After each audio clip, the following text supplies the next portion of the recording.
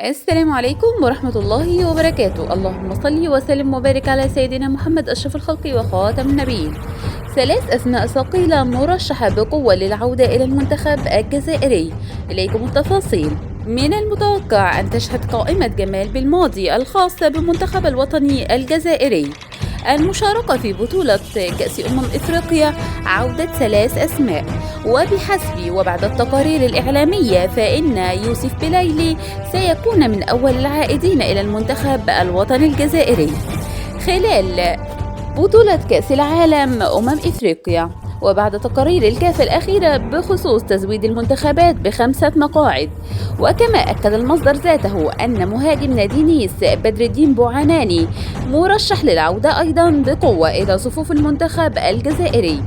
ويأتي في المركز الثالث حارس المرمى مبلوح الذي عاد يقدم مستويات كبيرة في المباريات المحلية.